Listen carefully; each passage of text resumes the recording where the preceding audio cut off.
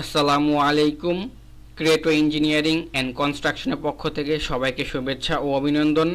আমি engineer Mohammad Mushfiqur Rahman, BSc in civil. আজকে আপনাদের সাথে আলোচনা করব বিল্ডিং এস্টিমেটের একটি সলিউশন নিয়ে। আমাদের এই সলিউশনটি ব্যবহার করে সম্পূর্ণ বিল্ডিংয়ের এস্টিমেট এবং খরচ বের করে নিতে পারবেন। এটি আপনার ঘন্টার কাজ মিনিটেই করে দিবে। চলুন শুরু করা যাক। আজকের ক্লাসে আমরা আলোচনা করব ফুটিং এস্টিমেট। সর্বপ্রথম এই ফুটিং লেখার উপর একটি ক্লিক করব, তাহলে আমাদের কাঙ্ক্ষিত ফাইলটি ওপেন হয়ে যাবে। গত ক্লাসগুলোর মতোই উপরের এই অংশটুকু ফিল আপ করলে কনক্রিটের হিসাব এবং নিচের এই অংশটুকু ফিল আপ করলে রিবারের হিসাব বেরিয়ে আসবে। তো চলুন শুরু করা যাক। নোস হচ্ছে আপনার সাইটে কতগুলো ফুটিং আছে। আমি ধরে নিলাম আমার সাইটে ফুটিং আছে 15টা, তাহলে 15 দিয়ে এন্টার। তারপর কি বলা আছে, লেন্থ এবং কি ব্রেথ, অর্থাৎ ফুটিংয়ের দৈর্ঘ্য কত, প্রস্থ কত, এটা আমরা পাবো কোথায়, ড্রয়িংয়ে। দেখেন এখানে কি বলা আছে, এই যে আমার প্ল্যানে বলতেছে কি দৈর্ঘ্য আছে আমার 8 ফিট এবং কি প্রস্থ আছে 6 ফিট। তাহলে এটা আমরা কি করব, ইনপুট করে দিব। Length 8 feet, breadth 6 feet. এখানে ফিট বা ইঞ্চি কোনো কিছুই আপনার, অর্থাৎ ফিট ইঞ্চি কোনো চিহ্ন আপনাকে ইউজ করতে হবে না, জাস্ট লেখলে হবে। এটা কি অটোমেটিক কাউন্ট করে নেবে। তারপর কি বলা আছে, এক্সিবিশন ডেপথ ফিট, অর্থাৎ মাটি কাটার পরিমাণটা কোথায় পাবো, এই যে জিএল থেকে ফুটিংয়ের বটম পর্যন্ত যে গভীরতা, এটা হচ্ছে কি এক্সিবিশন ডেপথ। এখানে কত বলা আছে, 6 ফিট। তাহলে আমরা এটা কি করব, এখানে ইনপুট করব 6, এন্টার। তারপর কি বলা আছে, ফুটিং থিকনেসটা দেখেন কাস্টিংয়ে দেওয়া আছে, অর্থাৎ সেকশনে দেওয়া আছে। এই যে সবুজ দাগ এখান থেকে এইটুকু, হ্যাঁ, এই হাইটটাকে বলা হয় কি ফুটিং থিকনেস। এখানে দেখেন কত বলা আছে, 15 আর 3, তাহলে টোটাল হলো কি 18। তাহলে এখানে দেবো কি আমরা 18 ইঞ্চি। এখানে কি ইঞ্চিতে বলা আছে, তার জন্য কি 18 ইঞ্চি। তারপর কি বলা আছে, সিমেন্ট কনক্রিট, আর কি বলা আছে, ব্রিক ফ্ল্যাট সোলিং। এটা কত আছে দেখি সেকশনে। এই দেখেন এখানে বলা আছে কি 3 ইঞ্চি সিসি ওয়ার্ক আর কি 3 ইঞ্চি ব্রিক ফ্ল্যাট সোলিং। তাহলে আমরা 3 এন্টার, মানে 3 ইনপুট করে দিব। আর ক্লিয়ার কভার মাটির নিচে আমরা কি জানি, সাধারণত ক্লিয়ার কভার 3 ইঞ্চি থাকে, তাই 3 দিয়ে এন্টার দিয়ে দিলাম।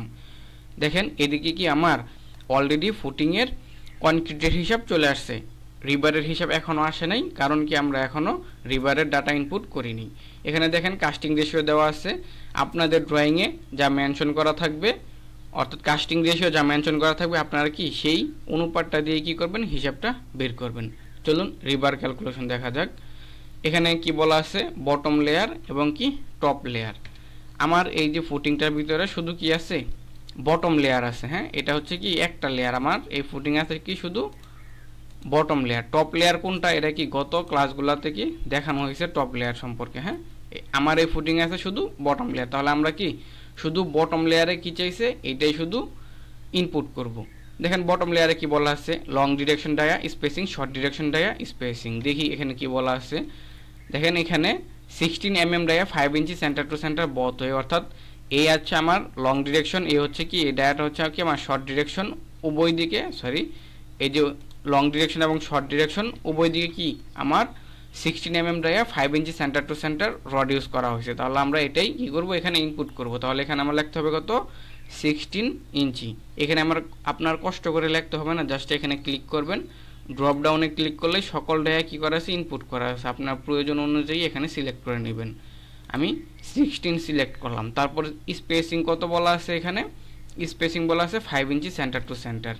এখানেও সেম, আপনার কষ্ট করে লিখতে হবে না, জাস্ট ক্লিক করবেন, ড্রপ ডাউনে ক্লিক করে এখান থেকে কি করবেন, আপনার প্রয়োজন অনুযায়ী স্পেসিংটা সিলেক্ট করে নেবেন।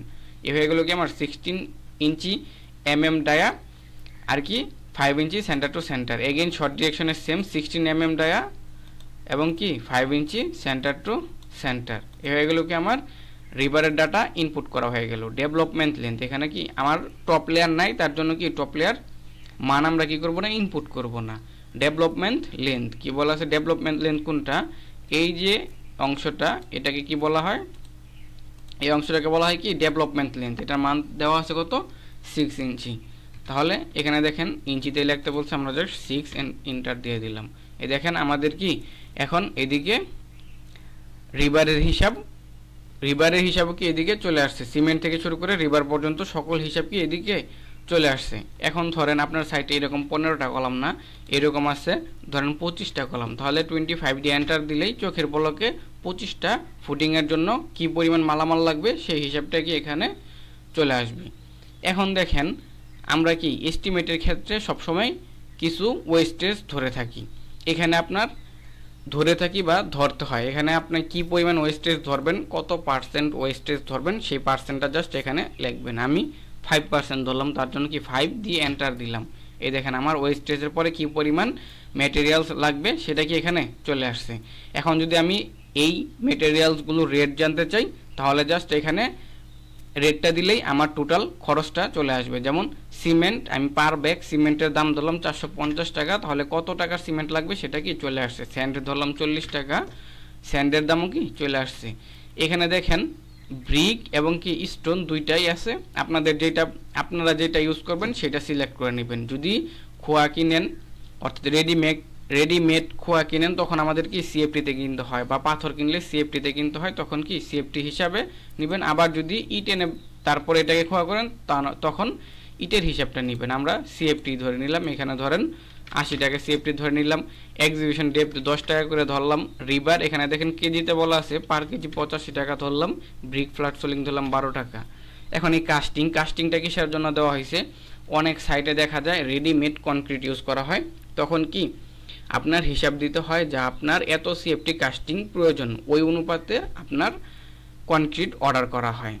তো আপনারা এই ভ্যালুগুলো অ্যাড করার সঙ্গে সঙ্গে স্বয়ংক্রিয়ভাবে কাস্টিংটাও কি চলে আসবে। যদি রেডিমেড কনক্রিট কিনেন তখন এখানে জাস্ট রেটটা দিলে আপনার অ্যামাউন্ট চলে আসবে।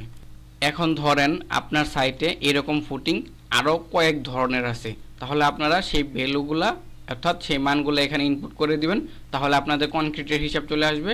আবার এখানে ডাটা ইনপুট করার সঙ্গে সঙ্গে আপনাদের রিবারের হিসাব চলে আসবে। আমাদের এই ফুটিং এস্টিমেট ভিডিওটা দেখার জন্য এখানে ক্লিক করবেন, তাহলে আপনাকে সরাসরি ইউটিউব চ্যানেলে নিয়ে যাবে। আবার এই ফাইল থেকে বেরিয়ে আসার জন্য হোমে প্রেস করবেন, তাহলে কি আপনাকে হোম পেজে নিয়ে আসবে। এখন ধরুন আপনি একটি প্রজেক্টের সম্পূর্ণ এস্টিমেট করলেন, অর্থাৎ পাইল থেকে শুরু করে প্লাস্টার পর্যন্ত আপনার সকল কাজ করা শেষ। এখন আপনি জানতে চাচ্ছেন ইন্ডিভিজুয়ালি কোন ম্যাটেরিয়ালসটা কি পরিমাণ দরকার হবে বা পুরো প্রজেক্টটি করতে আপনার কি পরিমাণ অর্থ ব্যয় হবে, সেটি জানার জন্য আপনি এই রেজাল্টে ক্লিক করবেন, তাহলে রেজাল্ট শিটটি ওপেন হয়ে যাবে। এখান থেকে আপনি দেখে নিতে পারবেন ইন্ডিভিজুয়ালি সিমেন্ট, স্যান্ড, স্টোন কোনটা কি পরিমাণ লাগবে এবং কি পরিমাণ টাকা আপনার লাগবে, এবং এই বিল্ডিংয়ের টোটাল কস্ট কত আসবে সেটাও কি এখান থেকে আপনারা দেখে নিতে পারবেন। আমাদের এই এক্সেল শিটটি খুবই অ্যাডভান্স একটি এক্সেল শিটটি ক্রয় করার জন্য আমাদের ওয়েবসাইট ভিজিট করুন। আমাদের এই বিল্ডিং এস্টিমেশন এক্সেল ফাইলটি ক্রয় করার জন্য যে কোনো একটি ব্রাউজার ওপেন করবেন, ওপেন করে জাস্ট ক্রেটো ইঞ্জিনিয়ারিং লিখে সার্চ দিলে আমাদের এই ওয়েবসাইটটি ওপেন হয়ে যাবে। লিংক ডিসক্রিপশনে দেওয়া থাকবে। আমাদের ওয়েবসাইটে আসার পর কোর্সেসে ক্লিক করবেন, এখানে আমাদের সকল কোর্স এবং বর্তমান অফারগুলো শো করবে। 999 টাকা, এটি হচ্ছে আমাদের বর্তমান অফার মূল্য, খুবই লিমিটেড সময়ের জন্য। তো এই ছিল আজকের ভিডিও। সবাই ভালো থাকুন, সুস্থ থাকুন, আল্লাহ হাফেজ।